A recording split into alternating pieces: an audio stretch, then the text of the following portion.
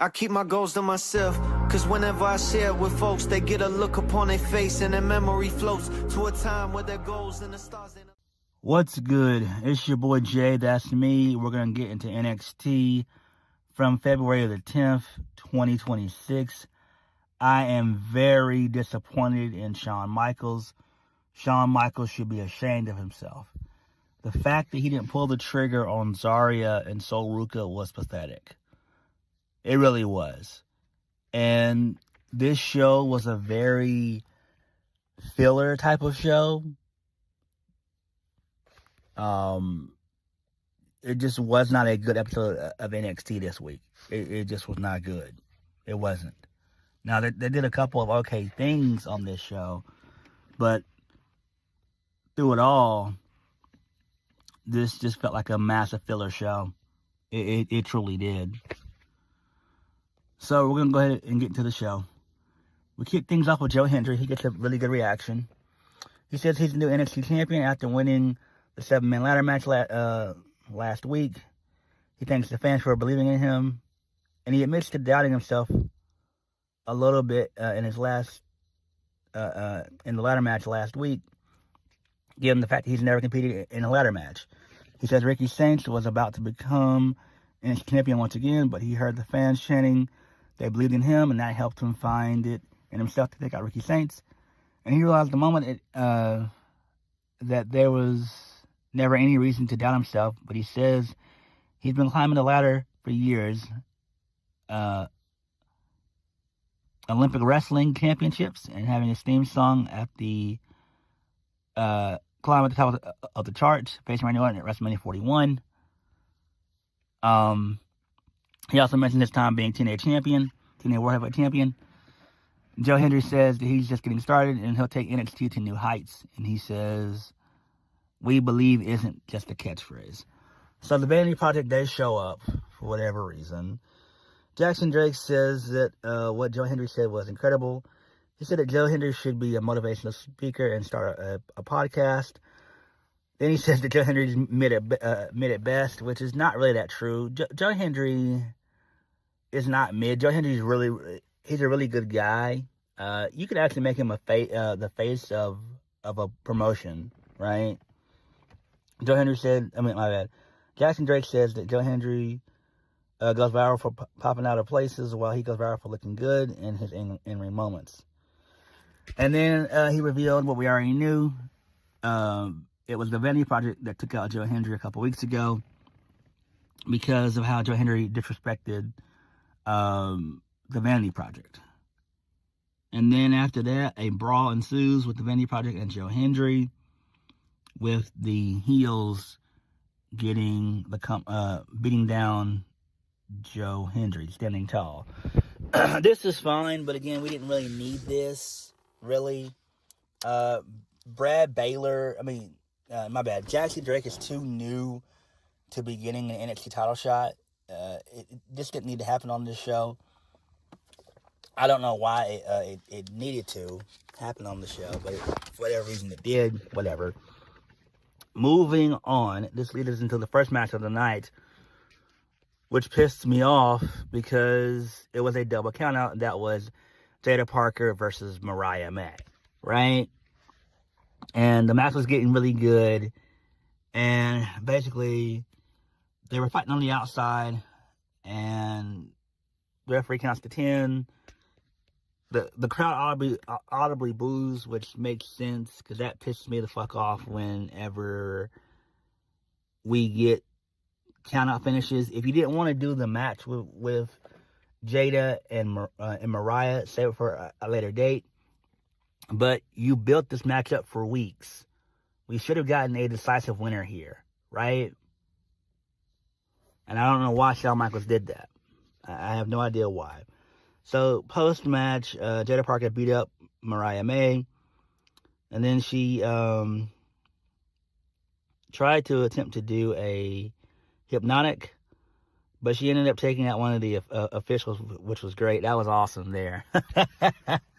I know he was one happy guy to take that bump from Jada Parker. I know he was happy. I know that official was happy, because I would be.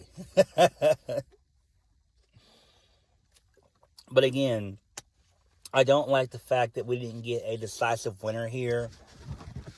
I don't know what was Shawn Michaels' method to doing this. It makes no sense. Again, this match has been hyped up and built up for weeks. And you let us down by not giving us a decisive winner. So, I don't know. I don't know what they're going to do, really. Moving on from that, this leads us into Josh Briggs versus Eli Knight. Eli Knight advances in the speed tournament.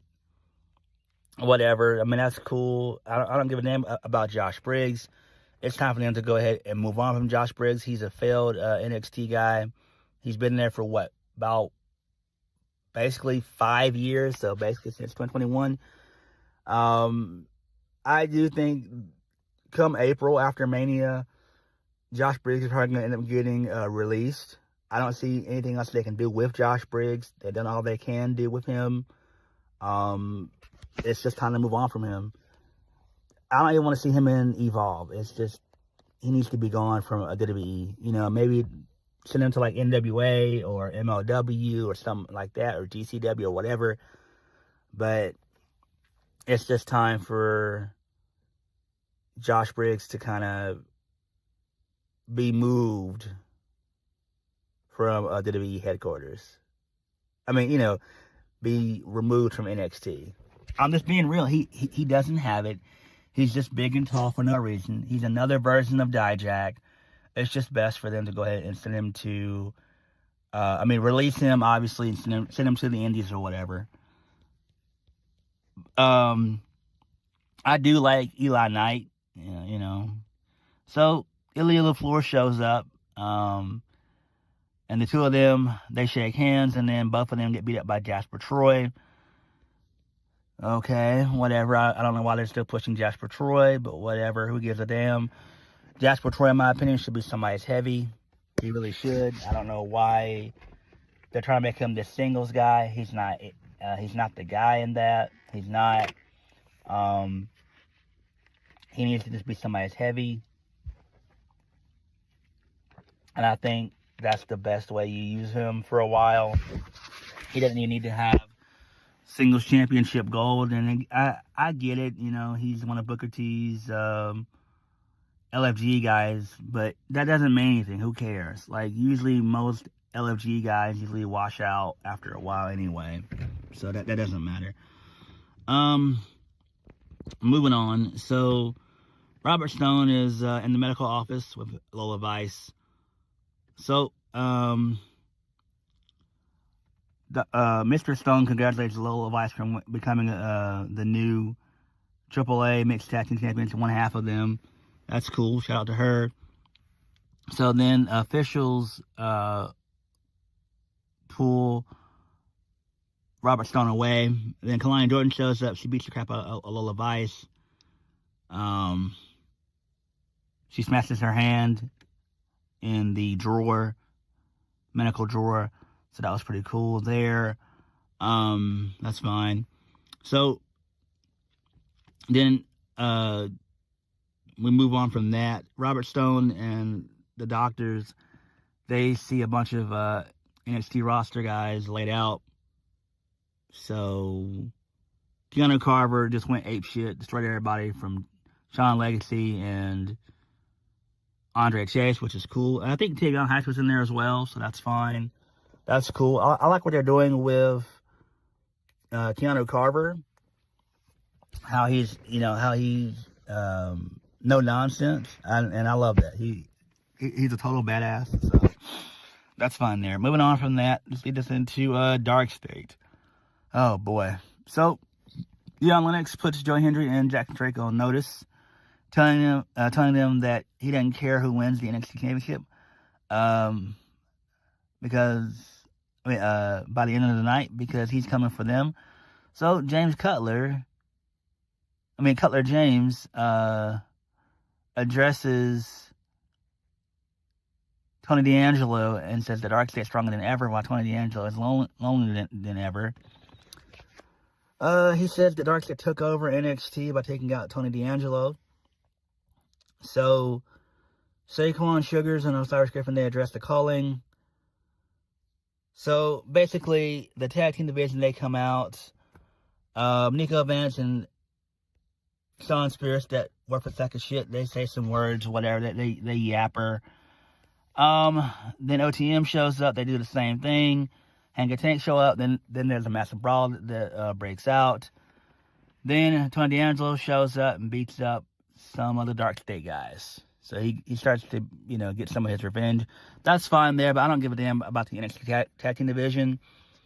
It's horrible. You got 4 horrible teams.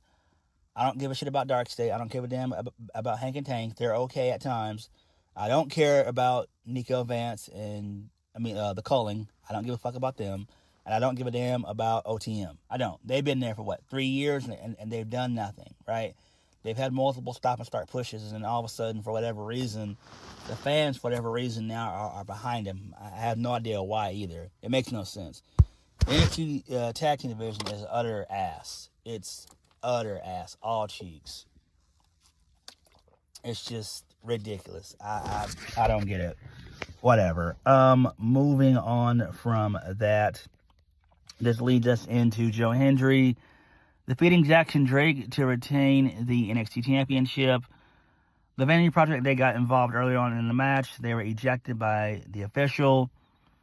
And this allowed for Joe Hendry to get the win via the standing ovation chokeslam. Post-match, Ricky Sainz shows up in a hoodie. He beats up Joe Hendry. He celebrates with the title. So clearly that's where they're going with this. We could see that match as soon as Roadblock, which is going to be in 2 weeks. Which, to me, that's fine, but you don't want to rush that match. You really don't. You got to do something for Stand and Deliver. So, whatever. I don't give a damn. Shawn Michaels clearly on this episode of NXT was drunk as hell. Moving on, the Vanity Project, they defeat Hank and Tank. I don't care about this. Who gives a damn? And then this leads us into the main event of the evening, which pissed me off.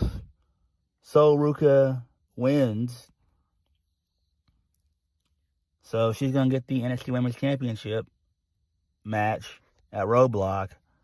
And wouldn't you know it, there was no heel turn. There was no fucking heel turn. Shawn Michaels, bro, what are you doing, dog? Triple H, what are you guys doing? What are y'all doing? It makes no sense. You should have struck, and this was the perfect time to do it. I'm over this Zaria thing. I'm over it. I'm over it, right? So, post-match, Fatal Influence, they show up, they stare down Ruca, and then that was it. That's all that happens. But for them not to pull the trigger on Zaria's heel turn is pathetic. Her and Ruca have been tied to the hip for months, right? They've been at odds for months as well, slowly but surely. This heel turn should have happened a long time ago, right? It doesn't need to be a special heel turn, right? Zaria is a killer. Zaria is badass, right? She should be NXT Women's Champion. She should. She should have been booked where she's just kicking ass and taking names. She should be someone like how Asuka was booked in NXT years ago. That's how Zaria should be booked. What are we doing? What are we doing, man? This is pathetic. Shawn Michaels should be ashamed of himself. He should. Bro, what are you doing, dog? What are you doing? You're fucking up royalty. I am over this Zaria and Ruca feud. I'm over it. I'm absolutely over it. You didn't execute it. You should have executed it. You should have. We all knew going into this that Ruca was going to win. We all knew this. But you had Zaria not do anything post-match and just sit there and just mope.